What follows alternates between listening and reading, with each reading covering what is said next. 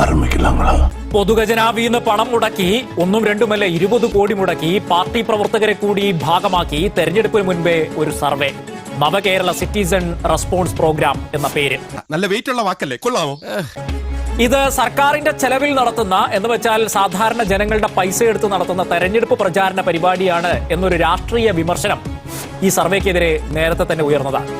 ഇന്ന് ഹൈക്കോടതി സർവേ എന്ന പരിപാടി തന്നെ അങ്ങ് റദ്ദാക്കി. വി വസീഫ് എന്തുകൊണ്ട് കോടതിയിൽ നിന്ന് തിരിച്ചടി നേരിട്ടു? ഇവിടെ സ്വാഭാവികമായിട്ടും എല്ലാ ഘട്ടത്തിലും കേസ് കൊടുത്തും അല്ലാതെയും ആക്ഷേപിച്ചും ഒക്കെ കേരളത്തിലെ ഗവൺമെന്റ് ഒരടി മുന്നോട്ട് വെക്കുമ്പോൾ അതിനെല്ലാം എങ്ങനെയൊക്കെ തകർക്കാം, ആക്ഷേപിക്കാം, എവിടെയൊക്കെ നേരിടാം എന്നൊക്കെ ആലോചിച്ചുകൊണ്ടാണ് ഇവരൊക്കെ വന്നുകൊണ്ടിരിക്കുന്നത്. ശശിയെ എന്നാണ് ഈ പറയുന്നത്? ഞങ്ങൾ പ്രതീക്ഷിക്കുന്നത് ഇവിടെ ഈ വിധിക്ക് മുകളിൽ അപ്പീലിന് പോകണം. എന്റെ വ്യക്തിപരമായിട്ടുള്ള അഭിപ്രായം, നമ്മളത് മനസ്സിലാക്കിയെടുത്തോളം ഇതിന്റെ മുകളിൽ പോകേണ്ടതുണ്ട്. കേരളത്തിന്റെ മുന്നോട്ടുള്ള പോക്കിന്, കേരളത്തിന്റെ ഈ കുതിച്ചുചാട്ടത്തിന് ഗുണകരമായേക്കാവുന്ന ഒരു സംവിധാനം, ഒരു പരിപാടിയായിരുന്നു ഇതിൽ മുന്നോട്ട് വെച്ചത്. അത് CPM സംസ്ഥാന സെക്രട്ടറി ഒരു സർക്കുലർ അയച്ചു എന്നുള്ളതാണോ അതിൽ ഇത്ര വലിയ തെറ്റ്? അയ്യോ, പച്ചവെള്ളം ചവച്ചു കുടിക്കണ പഞ്ചപാവം, അങ്ങോട്ട് ഇറങ്ങിയില്ലടേ. കേരളത്തിന്റെ മുന്നോട്ടുള്ള കുതിപ്പ് ഈ തെരഞ്ഞെടുപ്പിന്റെ മൂട്ടിലാണോ ഓർമ്മ വന്നത്? അതിപ്പോ അങ്ങനെയൊന്നുമില്ല. പറയട നാട്ടുകാരോട്. അല്ല, ഇത് 10-ാം മാസം ഇത് മന്ത്രിസഭ തീരുമാനിച്ച് പോയതാണല്ലോ, നമ്മൾ അറിഞ്ഞതല്ലേ. അത് 8/10/2025 ഈ ഒരു തീരുമാനമെടുത്ത് മുന്നോട്ട് പോയതാണ്. നമ്മൾ കേരളത്തിലെ ഗവൺമെന്റ് മുൻകാലങ്ങളിൽ ഇല്ലാത്ത തരത്തിൽ, ഇപ്പൊ UDF ഒക്കെ കാലത്ത് പ്രകടന പത്രിക ഇറക്കാറുണ്ടല്ലോ. ആ പ്രകടന പത്രിക എന്റെ കയ്യിലുണ്ട്, ഇവിടെ ഉണ്ട്.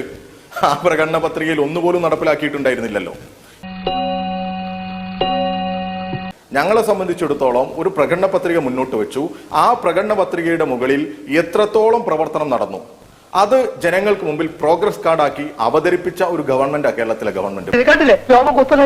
അങ്ങനെ ഒരു ഇടപെടൽ നടത്തിയ ഗവൺമെന്റിനെ സംബന്ധിച്ചിടത്തോളം വീണ്ടും ഒരു തെരഞ്ഞെടുപ്പ് വരുന്ന സമയത്ത് ഇവിടെ നടത്തിയ ഈ കഴിഞ്ഞ 10 വർഷ കാലയളവിൽ കൂടുതൽ മുന്നേറ്റം ഉണ്ടാകുന്ന തരത്തിലേക്ക് കേരളത്തിന്റെ ഇൻവെസ്റ്റ്മെന്റ് മേഖലയിൽ തന്നെ, ഇൻവെസ്റ്റ്മെന്റ് കേരളത്തിലേക്ക് വരുന്ന മേഖലയിൽ, നമ്മുടെ ഇൻഫ്രാസ്ട്രക്ചറിൽ, നമ്മുടെ പൊതുവിദ്യാലയങ്ങളുടെ നിർത്തി പറയൂ, എന്നാലേ ശ്വാസം വിടാൻ പറ്റൂ, എല്ലാത്തിലും വലിയ മാറ്റം ഉണ്ടായിട്ടുണ്ട്. അത് എല്ലാവരും അംഗീകരിക്കുന്നതാണ്. വികസനത്തിൽ വലിയ കുതിച്ചുചാട്ടം ഉണ്ടായിട്ടുണ്ട്. സ്വന്തം ഇഷ്ടത്തിന് തട്ടിവിടുന്ന നാക്കെടുത്താന്നേ പറയും.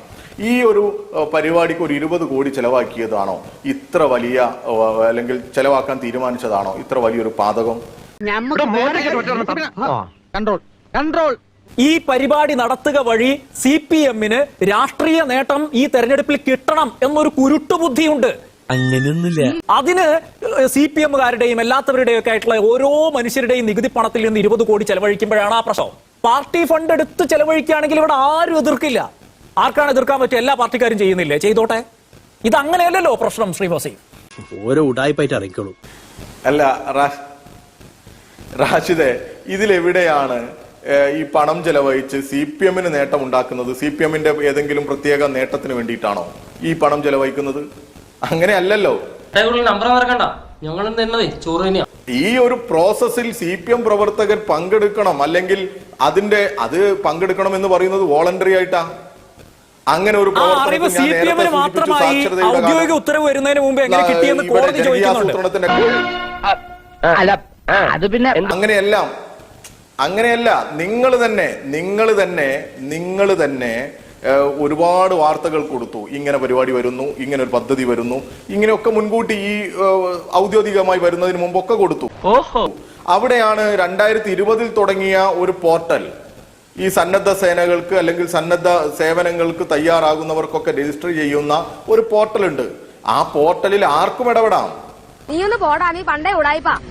ഈ കേരളത്തെ BJP ഒരു ഭാഗത്ത് ചെറുക്കാനും ഇല്ലാതെയാക്കാനും ശ്രമിച്ചുകൊണ്ടിരിക്കുമ്പോൾ അതിനെ പ്രതിരോധിക്കാനും ഈ നാടിനെ മുന്നോട്ട് കൊണ്ടുപോകാനും ശേഷിയുള്ള, ആർജവമുള്ള ഒരു മുന്നണി കേരളത്തിൽ ഇടതുപക്ഷേ ഉള്ളൂ.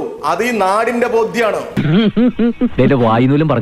ശ്രീ വസന്ത് ശ്രീയേക്ക്, റാഷിദ്, ഇത് സർക്കാരിന്റെ സർവേ അല്ല, മറിച്ച് ഈ സർവം സർവേയിലെ മായാണ് എന്ന കണക്കിന് ഇത് പാർട്ടിയുടെ നിലപാട് അറിയാൻ വേണ്ടി, അല്ലെങ്കിൽ കഴിഞ്ഞ സർക്കാർ നടത്തിക്കൊണ്ടുവന്ന PR സ്റ്റണ്ടുകളെല്ലാം കൃത്യമായി താഴെത്തട്ടിൽ പെൻട്രേറ്റ് ചെയ്യപ്പെട്ടിട്ടുണ്ടോ എന്നറിയാൻ വേണ്ടി അവർ നടത്തുന്ന സർവേയാണ്.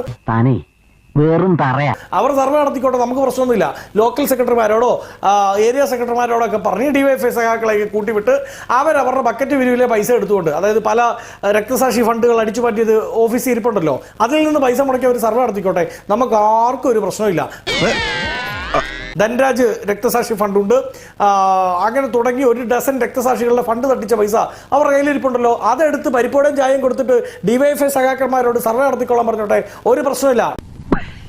പക്ഷേ ഇന്ന് കോടതി പറയുന്നതും ഇന്നലെ പ്രതിപക്ഷം പറഞ്ഞതും ഈ വരും ദിവസങ്ങളിലെല്ലാം ഞങ്ങളാകെ പറയുന്നതും നമ്മളാകെ പറയുന്നതും സർക്കാർ എക്സ്ചക്കർ, സർക്കാരിന്റെ പൊതു ഖജനാവ്, ആ ഖജനാവിൽ നിന്ന് ഒരു പണം പോലും ഈ പറയുന്ന പാർട്ടിയുടെ PR എക്സസൈസിന് വേണ്ടി എടുക്കാൻ പറ്റില്ല.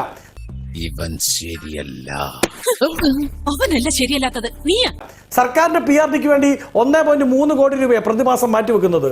മുഖ്യമന്ത്രിയുടെ ഫേസ്ബുക്ക് പേജ് ഹാൻഡിൽ ചെയ്യാൻ 20 ലക്ഷം മാറ്റിവെക്കുന്നു. വല്ലവരുടെ കക്ക വല്ലവരും പറയുന്ന കേൾക്കാൻ പാടില്ല. മുഖ്യമന്ത്രിയുടെ മുഖം മെനക്കാൻ, പുട്ടിയിട്ട് കൊടുക്കാൻ, പുട്ടിയിട്ട് വെളുപ്പിക്കാൻ വേണ്ടി കോടികൾ മാറ്റിവെക്കുന്നതിന്റെ കൂടെ 20 കോടി രൂപ മുടക്കി DYFI സഖാക്കൾക്ക്, SFI സഖാക്കൾക്ക് സർവേ എന്ന പേരിൽ അവരെ അങ്ങ് പുഷ്ടിപ്പെടുത്താൻ വേണ്ടി തീരുമാനിച്ചിറങ്ങി പുറപ്പെട്ടാൽ അത് കൃത്യമായി പൊളിറ്റിക്കലാണ്. ആ പൊളിറ്റിക്സിനെ അങ്ങനെ തന്നെ ചോദ്യം ചെയ്യും.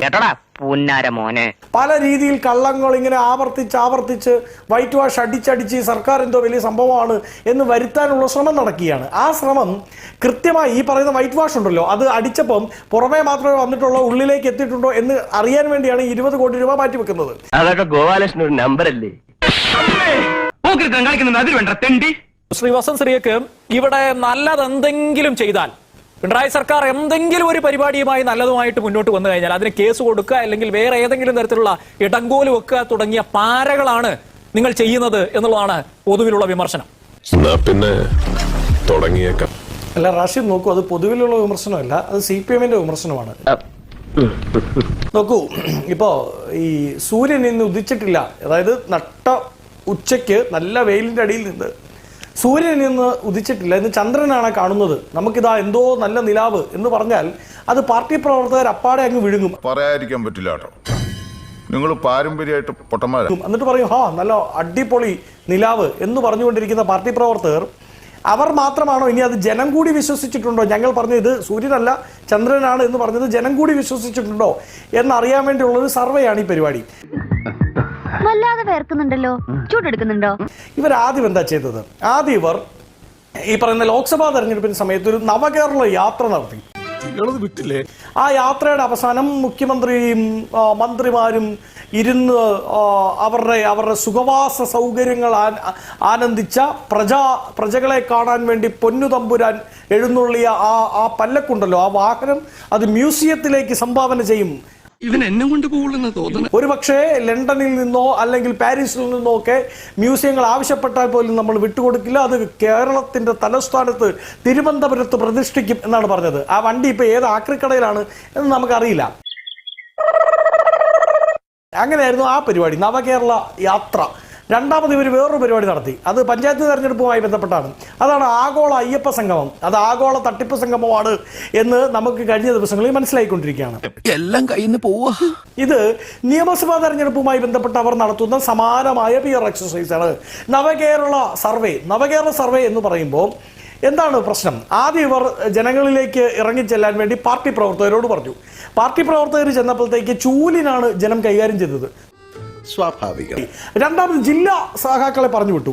ജില്ലാ ലെവലിലുള്ള സഖാക്കൾ എന്ത് ചെയ്യുന്നു? ഗൃഹസന്ദർശനം നടത്തുന്നു. അങ്ങനെ ഗൃഹസന്ദർശനം നടത്താൻ വേണ്ടി ജില്ലാ സഖാക്കൾ എത്തിയപ്പോൾ ജനം പട്ടി അഴിച്ചു വിട്ടു. പട്ടി അഴിച്ചു വിട്ട് കഴിഞ്ഞപ്പോൾ ഇവർ ഓട്ടം. മൂന്നാമത് ഒരു രക്ഷയില്ലാതെ വന്നപ്പോൾ MA ബേബിയെ പോലുള്ള സഖാക്കൾ വീടുകളിലേക്ക് ചെന്നു. ഞാൻ പാത്രമൊക്കെ കഴുകിത്തരാം എന്ന് പറഞ്ഞുകൊണ്ട് അവിടെ ചെല്ലുന്നു. അങ്ങനെ ചെന്ന് അത് ഒരു PR സ്റ്റണ്ടാണ് എന്ന് ജനത്തിന് മനസ്സിലായി. അത് നേരത്തെ പ്രമോദ് പറഞ്ഞതുപോലെ ഉള്ളി തൊലിക്കപ്പെട്ടു. ജനത്തിന് മനസ്സിലായി ഇതിൻ്റെ ഉള്ളിൽ ഉള്ളിയാണ്, ഒന്നുമില്ല എന്ന് മനസ്സിലായി. ആ ഗീബൽസൻ തന്ത്രവുമായി ഇനി ഈ പാർട്ടി സഖാക്കൾക്ക് വീട്ടിലേക്ക് ചെല്ലാൻ പറ്റില്ല. അപ്പോഴാണ് സർക്കാരിന്റെ സർവേ എന്ന് പറഞ്ഞുകൊണ്ട് ഈ കഴുത്ത് ടാഗൊക്കെ ഇട്ട് ആൾക്കാർ ചെല്ലുമ്പോൾ വരുമ്പോൾ ഈ ആൾക്കാർ പട്ടി അഴിച്ചു വിടില്ല എന്ന പ്രതീക്ഷയാണ് സർക്കാരിനുള്ളത്. ഈ കാര്യത്തിൽ സർക്കാരിന്റെ ടാഗ് ഇട്ട് സർക്കാരിന്റെ ഭാഗത്തു നിന്നുള്ള ഒരു സർവേ ആണ് എന്നൊക്കെ പറയുമ്പോൾ സർക്കാർ ഉദ്യോഗസ്ഥരാണല്ലോ, കൈവച്ചാൽ പ്രശ്നമാവുമല്ലോ എന്ന് തെറ്റിദ്ധരിച്ച് ജനം കൈവയ്ക്കില്ല എന്ന ഉത്തമ ബോധ്യത്തോടു കൂടിയാണ് സഹാക്കന്മാർക്ക് എത്താൻ പറ്റാത്തടത്ത് അതേ സഹാക്കന്മാരെ എന്ത് ചെയ്യുന്നു, സർക്കാർ സർവേ എന്ന പുറം മുഖം മൂടിയിട്ട് വീട്ടിലേക്ക് പറഞ്ഞു വിടാൻ നോക്കുന്നത്. ചളമായെന്ന് തോന്നുന്നു. ഇനി ഇവിടെ നിന്ന് അഴിവണ്ടാവാ, നമുക്ക് അങ്ങോട്ട് മാറിയിക്കാം. തൽക്കാലം ഇത്രയും മതി, വരട്ടെ.